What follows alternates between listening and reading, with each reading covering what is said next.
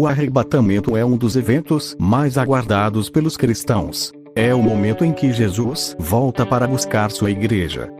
E o que é arrebatamento?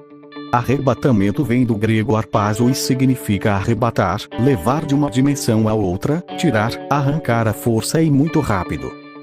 De que forma ocorrerá esse evento? Primeiro, ele ocorrerá antes da grande tribulação. Pois, a Bíblia fala em 1 Tessalonicenses capítulo 1 versículo 10, e para aguardardes dos céus o seu Filho, a quem ressuscitou dentre os mortos, Jesus, que nos livra da ira vindoura. 1 Tessalonicenses capítulo 5 versículo 9 diz, porque Deus não nos destinou para a ira, mas para alcançar a salvação mediante nosso Senhor Jesus Cristo. Apocalipse capítulo 3 versículo 10 fala, porque guardaste a palavra da minha perseverança, também eu te guardarei da hora da provação que há de vir sobre o mundo inteiro, para experimentar os que habitam na terra. Note que a Bíblia fala que Deus livra a igreja, não é na hora. Dentro desse evento, é da hora. Fora desse evento, da grande tribulação. E também ocorrerá antes da manifestação do anticristo. 2 Tessalonicenses capítulo 2 versículo 7 a 8 fala, porque já o mistério da injustiça opera, somente há um que agora resiste até que do meio seja tirado, e então será revelado o iníquo, a quem o Senhor desfará pelo assopro da sua boca e aniquilará pelo esplendor da sua vinda. Segundo, nesse evento Jesus busca sua igreja como um ladrão, de noite e não é visto pelo mundo nesse momento.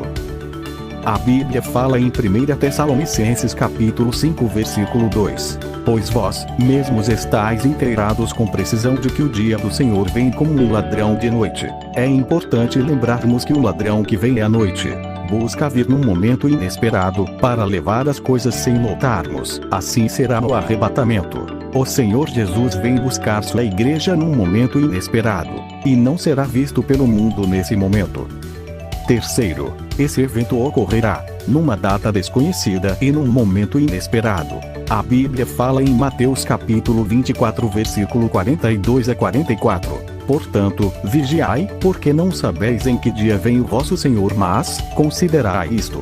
Se o pai de família soubesse a que hora viria o ladrão, vigiaria e não deixaria que fosse arrombada a sua casa. Por isso, ficai também vos apercebidos, porque, a hora em que não cuidais, o Filho do Homem virá.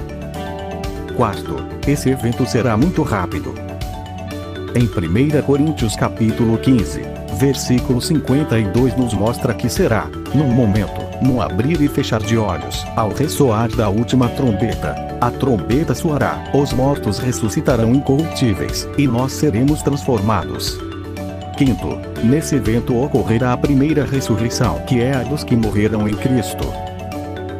1 Tessalonicenses capítulo 4 versículo 16 nos diz, porquanto o Senhor mesmo, dada a sua palavra de ordem, ouvida a voz de Deus, descerá dos céus, e os mortos em Cristo ressuscitarão primeiro. Apocalipse capítulo 20 versículo 6 fala, bem-aventurado e santo é aquele que tem parte na primeira ressurreição. Sobre estes a segunda morte não tem autoridade. Pelo contrário, serão sacerdotes de Deus e de Cristo, e reinarão com ele 1000 anos. Sexto, nesse evento, os cristãos vivos e os que ressuscitaram terão juntos seus corpos transformados de físicos, corruptíveis e mortais, para espirituais, incorruptíveis e imortais. 1 Coríntios capítulo 15 versículo 40, fala, também há corpos celestiais e corpos terrestres. E, sem dúvida, uma é a glória dos celestiais, e outra, a dos terrestres. Em Filipenses capítulo 3 versículo 20 a 21, pois a nossa pátria está nos céus, de onde também aguardamos o Salvador, o Senhor Jesus Cristo, o qual transformará o nosso corpo de humilhação, para ser igual ao corpo de glória, segundo a eficácia do poder que ele tem de até subordinar a si todas as coisas. Também em 1 Coríntios capítulo 15 versículo 52 a 54 fala, num momento, num abrir e fechar de olhos, ao ressoar da última trombeta, a trombeta soará, e os mortos ressuscitarão incorruptíveis, e nós seremos transformados. porque é necessário que este corpo corruptível se revista da imortalidade, e, quando este corpo corruptível se revestir de incorruptibilidade, e o que é mortal se revestir de imortalidade, então, se cumprirá a palavra que está escrita: tragada foi a morte pela vitória. Sétimo. Nesse evento os fiéis vivos e os que ressuscitaram serão arrebatados juntos, para se encontrar com Jesus nos ares.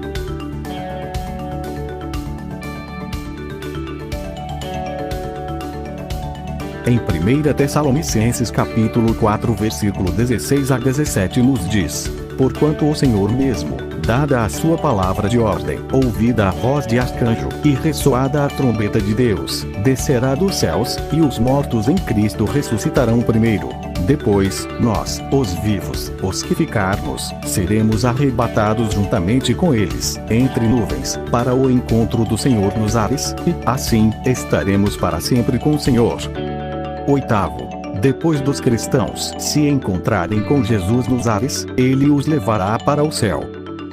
Em João capítulo 14 versículo 1 a 3. Não se turbe o vosso coração, credes em Deus, crede também em mim. Na casa de meu pai há muitas moradas. Se assim não fora, eu vô-lo teria dito, pois vou preparar-vos lugar.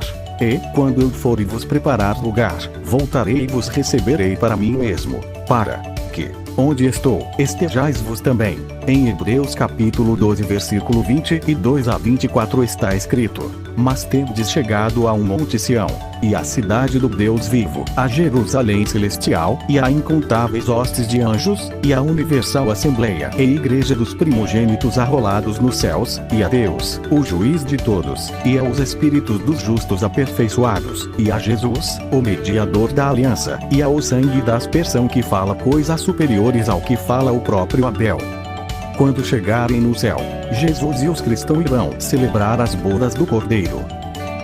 Veja Mateus capítulo 25 versículo 1 a 13, e Apocalipse capítulo 19 versículo 7 a 9 que fala: alegremo-nos, exultemos e demos-lhe a glória, porque são chegadas as bodas do Cordeiro, cuja esposa a si mesma já se ataviou, pois lhe foi dado vestir-se de linho finíssimo, resplandecente e puro, porque o linho finíssimo são os atos de justiça dos santos.